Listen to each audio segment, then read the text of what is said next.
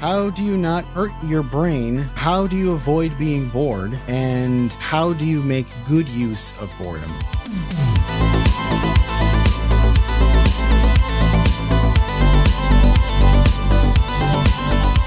The reason that you read that book or you play that video game or you watch that movie or that TV series is that they're working towards something, not just sitting around. They're certainly not bored.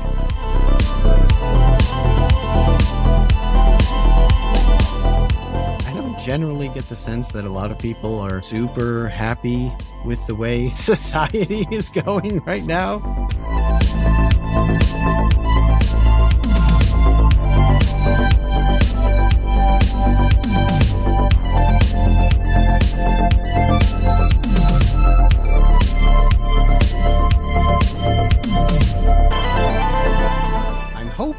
That at least I could talk through some ways in which I think avoiding black pilling is a good idea, but also maybe that works alongside avoiding boredom being a good idea.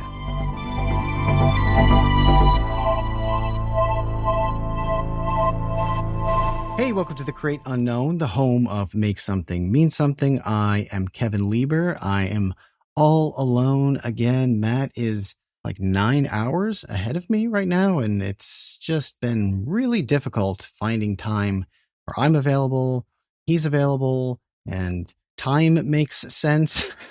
Right now, time doesn't make a whole lot of sense.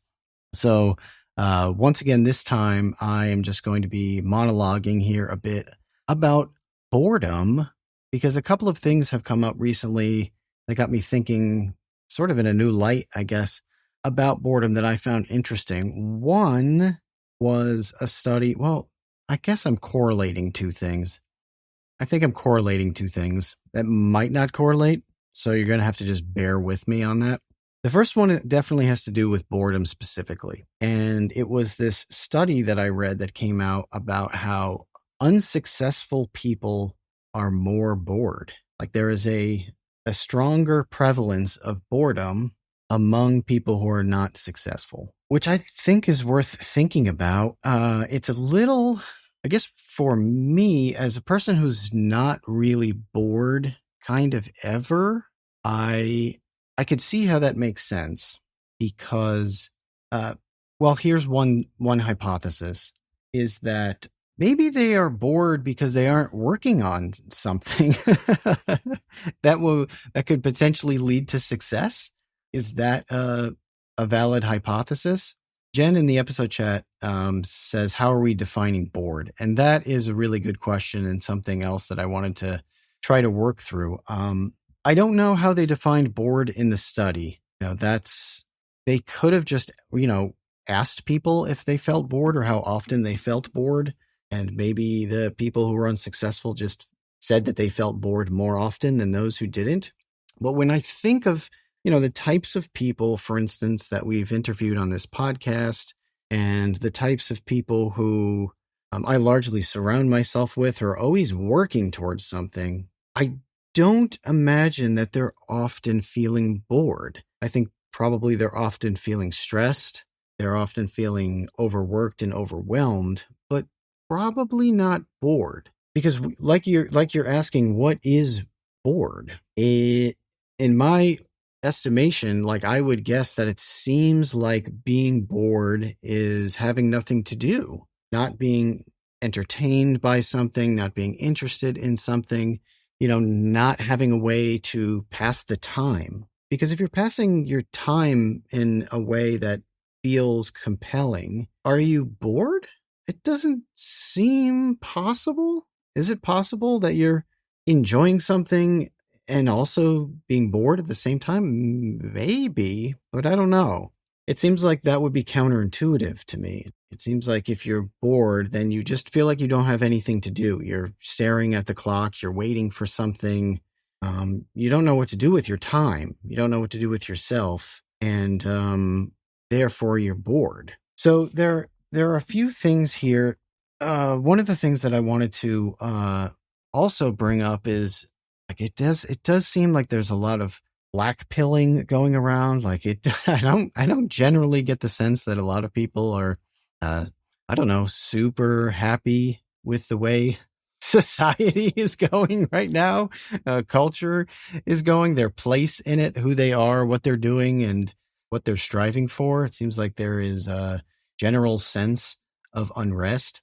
And I'm hoping that at least I could talk through some ways in which I think avoiding black pilling is a good idea, but also maybe that works alongside avoiding boredom being a good idea. Two of the things I thought of about when I decided to talk about this topic is one is that you hear a lot of people talk about sort of giving yourself time to be bored, right? Like I have heard this a lot. I don't know if you have heard this a lot, but there is this sense that since people are constantly being entertained or distracted, I guess you would say, having their attention distracted by their phones, for instance, then they're not allowing themselves time to be bored, which would allow their, brains to work out problems or just give you quiet time to think about things, think about yourself, think about your projects. There's this whole shower thoughts thing that I think works into that, where, shower thoughts are basically like Mitch Hedberg jokes, where someone comes up with some crazy comparison and they thought about that in the shower. And I think Destin Sandlin from Smarter Every Day once had a tweet about shower thoughts and basically like wondering why that's a thing. Like, why is it that shower thoughts are such a prevalent like human experience, like modern human experience, where you get into the shower and all of a sudden you think of these wild and wacky things, these funny jokes or these great ideas or whatever it is. Like it's like a moment of forced meditation, standing in the shower, washing your hair.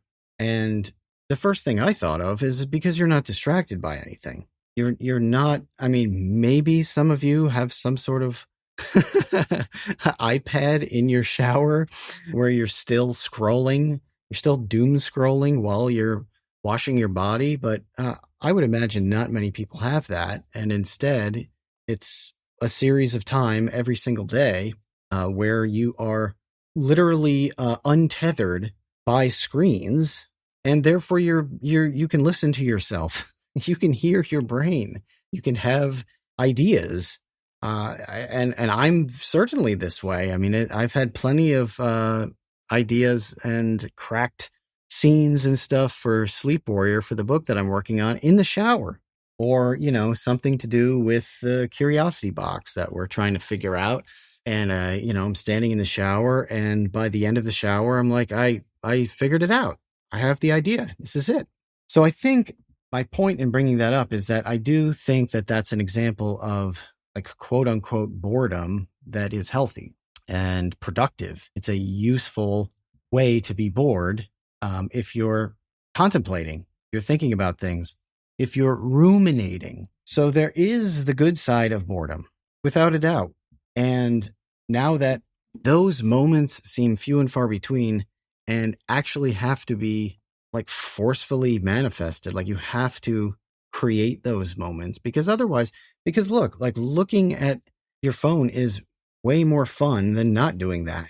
I think that everybody will agree with that there is a constantly, that's what these TikTok and X and Instagram algorithms are designed to do, and YouTube obviously as well, is to constantly zap your brain, your eyeballs, with something to tickle it, something to tickle your brain. That was, if you watched Michael's last Vsauce video, it was largely about that, about how, like the human brain is designed for journeying into frontiers, and your phone gives you like an endless virtual frontier to journey through. And that's why it's so addicting. So boredom is good, but boredom obviously is also bad, because if there is this, I don't know, psychological proof through this study that very bored people are often unsuccessful people, then that's worth considering. And it's worth trying to figure out also a way out of that. So along with, fighting the dark side of boredom and fighting against blackpilling, in my personal estimation, at least what has worked for me, And obviously, there'll be a myriad of outcomes that can work differently for different people. But as I was saying earlier, like, I am not ever bored. I don't remember the last time I thought to myself, I'm bored right now. Maybe in college. I don't know. Because I'm always thinking about what I'm working on. There's always something to work on. And it's not necessarily working towards a goal. And maybe this is getting into semantics a little bit, because it probably depends on what you consider a goal. But I think it could be rough on yourself to set goals, simply because now you are either achieving that or failing that. And like, failing a goal, I think, is really disheartening for people. I think people get really bummed out about not achieving a goal. And I think that what's better is to just, like, maybe this is semantics, but maybe it matters how you think about it at the outset for how you feel about it in the conclusion. But at the outset of projects, I don't think about, like, my goal is to make this YouTube video, or my goal is to write this book, because you're thinking about the end of it. And if it's a long process and you're always thinking about the end of it, then again, it could get really, really frustrating and discouraging when you have so much farther to go. Like, when you see, like, if you're reading a really long book, if you're reading Stephen King's The Stand, and you're 50 pages into it, and then you look at how far you have to go, it's like, oh my gosh, I have like 1,000 or like 1,150 pages left to go. I'm never going to finish this.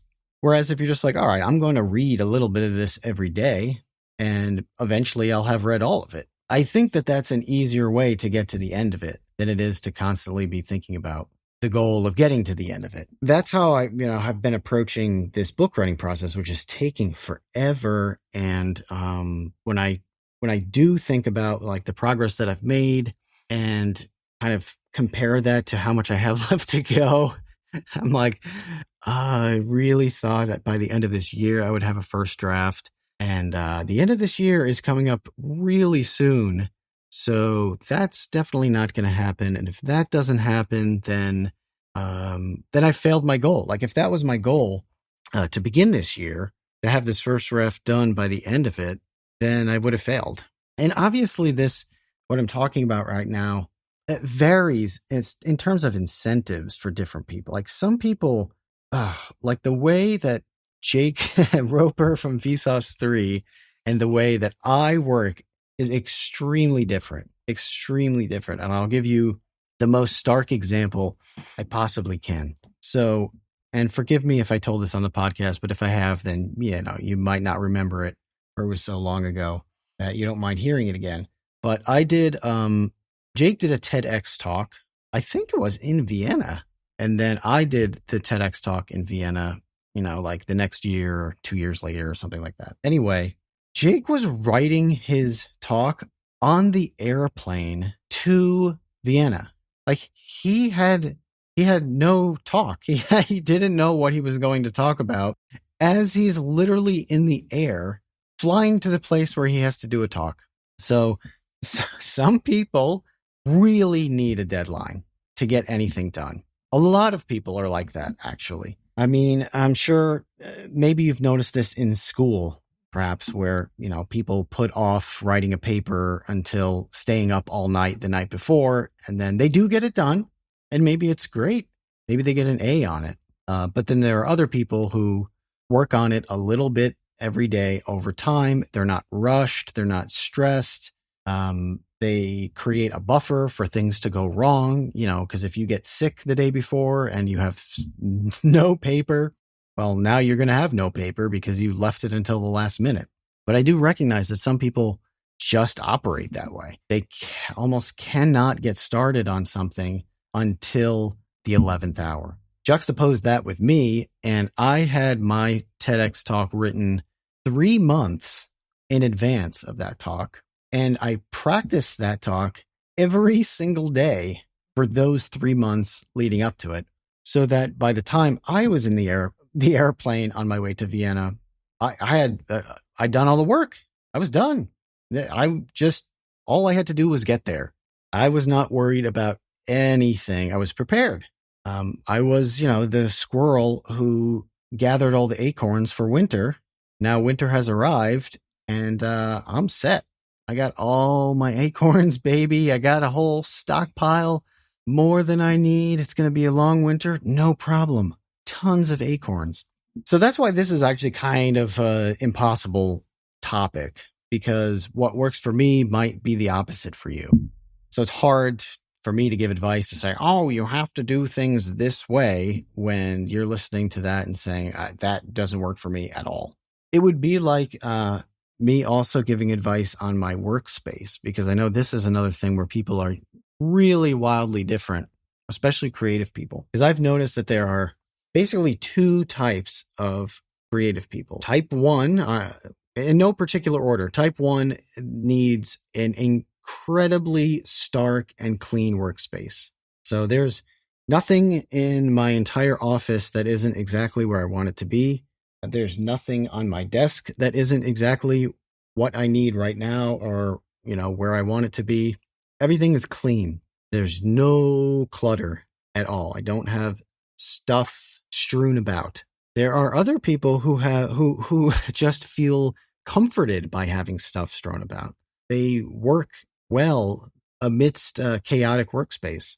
So like piles of books and papers and mail and whatever it is, it'll just be everywhere. It's really that trope of like a mad scientist, sort of Doc Brown kind of, just borderline hoarder kind of creative person that is just sort of buried under stuff, and everything is a mess and they don't know where anything is.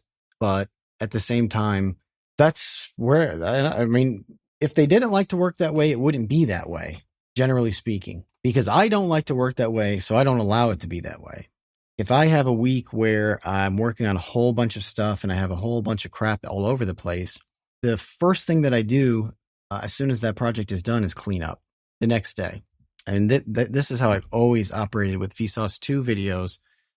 Because especially like when I was doing all of the whiteboard videos, man, I would have stuff everywhere. There'd be like checkers games and markers and little figurines and eggs and who knows? Like all of those videos had a lot of props in them. And I would more or less take the next morning off after shooting and completely clean everything up and put it all away, because I did not want to look at it. So your mileage may vary is my point. The mileage that I don't think will vary, though, is this idea of working towards something. I mean, this is the whole point of the hero's journey in stories. The reason that is such a compelling story is because the hero is working towards something throughout that story. So yes, there usually is some kind of goal at the end, and then a series of obstacles preventing the protagonist from reaching that outcome. But the whole time, the reason that you read that book or you play that video game or you watch that movie or that TV series is that they're working towards something, not just sitting around. They're certainly not bored. I don't know. That was the great joke, I think, when Seinfeld came out about it being a show about nothing, right? This is a show about nothing. And partly that was true, but partly it couldn't be further from the truth, because, I mean, that show is actually very complex with all of the ways that they interwove different subplots. What Kramer was doing with Newman, and then you have George with his problems, and Jerry's new girlfriend and whatever strange quirk she has that is preventing him from not breaking up with her. And then all of those different things usually collide in some sort of over-the-top comedic climax. That show is about a lot of things. It was definitely not about nothing. And those characters certainly were not sitting around bored, even though that was really the premise of the show, was that they don't really have anything going on. But then the things that they have going on, are like the minutia of life. Elaine is dating a guy who is a close talker. It makes people uncomfortable. And even though he's nice and he's handsome and he has He's really generous and charitable guy. Well, it's weird how close he talks to people. That's a deal breaker. So the whole like make something mean something tagline of this podcast, I think, is really about this: is, working towards something to avoid boredom, working towards something to avoid blackpilling. Because I think if you're not, and working towards something does not mean it have to be a creative thing at all. It could be house repairs. You could be landscaping your yard. You could be, I don't know, volunteering in your community or trying to build something outside of with your friends and your family or your church or whatever it is. That's all working towards something. I don't want it to sound like, oh, you have to, the only way to be happy is if you are a YouTuber. Like, that's definitely 100% not the case. And that's not what I'm advocating for. I mean, I have found it funny, the amount of people who like label their job as digital creator now. It's like everyone is a digital creator, apparently, which maybe that's just how, the world is now. That's the most exciting thing that everyone is working towards. And that's okay if that's what you're working towards. And, it's a meaningful way of passing your time and avoiding boredom, then that's probably a good thing. Will that lead to success? It depends on what you mean by success. Because I think that a lot of people get really discouraged when they're working towards something that, doesn't make them $1 million or it doesn't get them 100,000 followers or subscribers. That's the type of thing that I think is like a negative aspect of goal setting, because that stuff is really hard to do. It is really, really unlikely. Like, the amount of people who are also probably trying to do the thing that you're doing compared to the amount of people who will be wildly successful at that is going to be a really, really small percentage. But again, it depends on what you mean by successful. I think that just doing the thing and finishing it should be enough. I know that that's the type of thing that's like, it's easier said than done, because what everybody wants who does anything is validation, and they want lots and lots of people to love the thing that they did. But again, that's such a hard bar clear that that's my worry with people setting that as a bar. It's like, if the bar for you to be happy with the thing that you did is incredibly unlikely, then it is incredibly likely that you're going to be unhappy at the end of it. And that's not a great place to be in. And that bums me out for other people. Like, it bums me out when other people are bummed out that the thing that they did really didn't meet the expectations they had for other people's validation of it. Because as far as I'm concerned, and I am 100% sincere with this, is I find it amazing, okay, truly amazing, when anyone finishes any project. I don't care what it is. If it's a knitting project and you're, making gloves, or it is a puzzle, you want to put together a 500-piece puzzle that's hard to do and you finish it. If it's making YouTube content, writing a book, one of the people that I follow on Twitter just published a book and I bought it right away. Made a tweet. It said, "Finish my book. It's available on Amazon and in paperback." I clicked on the link and I bought it because that's great. That is great. I cannot believe, I'm amazed that you did that. I just don't think that people who do follow through with projects have any idea how rare and special it is. It's an amazing accomplishment and you should be proud of it. You should absolutely be proud of just having made a thing, especially now, because I do think that since everyone is a digital creator and we have access to effectively the entire world, that you are inundated by people who have made stuff and are really successful with it. And you think to yourself, well, why aren't I really successful with it? All I see all day are these people who are super popular and super successful and everybody loves them and they make all kinds of money. And it's what is that, like a survivorship bias? That is survivorship bias. 100%. It's the airplane full of bullet holes in the wings that made it back to the ship, made it back to the hangar. And you think, wow, we got to patch up all these wings that have all these bullet holes. Like, no. You have to put armor over the engine that exploded over the ocean. That's what you have to do. So do you think it's worth being aware of that you are bombarded by hyper successful people all the time, but there's still a tiny, tiny, tiny percentage of people. And it's really difficult to compare yourself to that. It's not fair at all to compare yourself to the 1% of the 1% who you're seeing that's successful at the level of success that they've achieved. Because how are you going to react to that in any other way than with discouragement? And if you're discouraged and then you give up and you don't do anything, then nothing good will happen. And that's my worry about this whole boredom thing is like, well, I gave up on my dream. I gave up on the thing that I thought I would like to do because I'm not as good, or, I didn't get as lucky as XYZ person.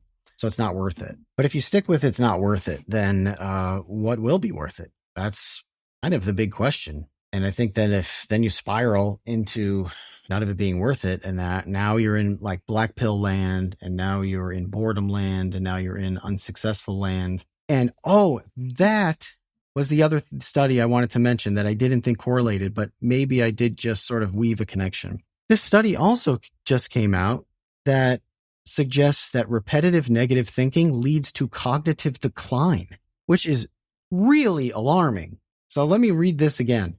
Repetitive negative thinking leads to cognitive decline. So if you do enter this nothing is worth it doomer spiral, it literally negatively affects your brain. It damages your brain to be in that zone. So that's why this is a really big problem that people should do whatever they can to try to avoid, because it isn't like this topic isn't some motivational speaker like Tony Robbins with his gigantic glistening white teeth topic. This is actually a health problem. You'll have a negatively impacted health if you get trapped at the bottom of this pit of doom and gloom and doing nothing and being bored and everything sucks. It's like, apparently that is ruining your brain, according to this new study. And then as it ruins your brain, then that is a negative feedback loop that will just make everything worse. So what do? How do you not hurt your brain? How do you avoid being bored? And how do you make good use of boredom? And my answer to that, and you could have a different one that's maybe healthier and much better than mine, and I would gladly accept that. I'm not trying to be a tyrant about this, just trying to lend my perspective, because that's kind of the point of the podcast, is work on something. Work towards something, whatever it is. It doesn't matter. Also, don't get discouraged by how long it takes, or if the end result wasn't as good as you envisioned in your mind. That's another thing that happens. Oh, I think I could do this thing. And then you do it and you're like, this kind of sucks. Who cares? So what? You did it. Like, that really there needs to be some semblance of joy just from bringing something into the world that didn't exist before. Certainly for yourself. And it's something that I certainly appreciate when other people do. When other people show me the things that they've made, I'm like, this rules. That's great. Do more of that. Definitely do more of that. And if I can support that in any way, let me know. Do you have a Kickstarter for a game that you're making? Let me know. Do you have a book that you published? Let me know. Ryan Kinder, who is in our Discord, published a book, and he told me not to buy it and that he would just send me the PDF. And I said, no, I don't want your PDF. You made a thing, published it. It's for sale. We'll buy it. I will support you in your creative endeavor, because that's great. And I'm really happy for you. And I don't think that, enough people do that. Maybe that's my own sense of things, but like if I'm not going to, then I cannot in any way be upset when other people don't. I mean, that's something that bothers me a lot is when people are like, I wish something was a certain way, and then they don't do the thing that they wish other people would do. So you're going to get mad about other people not doing a thing that you think would improve the world that you yourself don't do? If you have the means, and you don't do it, then why are you getting mad that other people aren't? I don't get that. That's something that doesn't really square in my brain. So that's not something that I adhere to when it comes to this topic of making something and meaning something of life, because there's a lot that is the hero's journey, like I said earlier. And you can set up little hero's journeys for yourself. You know, it could be a big hero's journey. It could be a little hero's journey. A little hero's journey could like literally be as small as doing your laundry and folding it and putting it away. It doesn't have to be writing a novel. Now, this can apply at, any level of analysis that you wish for it to. But these are the things, and you're not going to be bored even if you're like cleaning up your kitchen or something. Are you bored? Maybe it's not the most fun thing you can be doing, but you're doing something, and you can listen to this podcast while you do it. And then you're definitely not bored because you're just so entertained by the dulcet tones of my voice. But this is something that I would like to encourage more people to think about. I would like more people to engage within, and, maybe catch yourself if you are stuck in a rut and you are finding yourself to be like constantly bored, or just, discouraged about the things that you hoped would turn into you buying a Lambo and didn't. All of that is it's okay to not have a Lambo. I don't have a Lambo. I don't really want a Lambo, but I certainly don't have one, and that's also okay. So let me know, in the comments what you think about boredom, working towards something, the idea of goals. See, goals also can lead to, setting too high of a goal could cause you to give up on a thing, and that sucks. I think that's the worst outcome. That's what I should have said earlier. I think it's way worse of an outcome to give up on a thing than it is to see it through and have it not be as successful as you hoped it would be. That to me is worse. Worse to give up before you even try to get there than if you try to get there and you're like, I made this thing and like nobody cares. Like, okay, nobody cares about almost everything. Do not take it personal that nobody cared about your thing, because nobody cares about almost all of the things when you take them in totality. There are a lot of things. Attention spans are limited. Resources are limited. Money is limited. So most of the things don't get attention. And that's not something to get upset about. It really just isn't. If anything, you can use it as a springboard to try something else the next time, to do something a little bit differently and improve, and now start a new hero's journey on something else. At least, again, you're working towards something. So that's it for me. Work towards something. Let me know what you think in the comments below. Thanks to our patrons for helping support this podcast and keeping it going. And until next time, I will see you, Space Cowboys. Thanks for listening to The Create Unknown. We make this show with the support of our patrons. 100% of that goes directly to keeping episodes going every week. And the recent support has been amazing.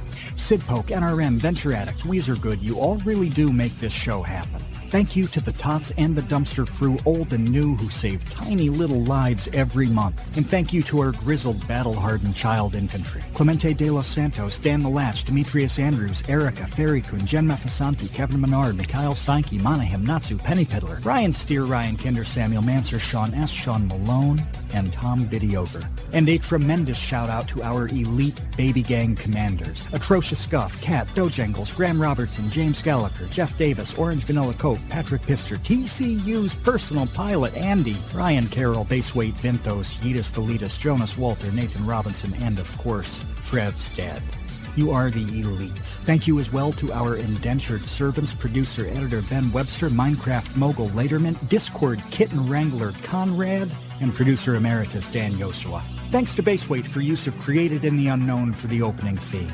Thanks to Electro Voice for giving us mics to sound good on top of it, and thanks to Main Gear for powering all our PC endeavors. The Create Unknown is an Unknown Media production in partnership with Studio 71.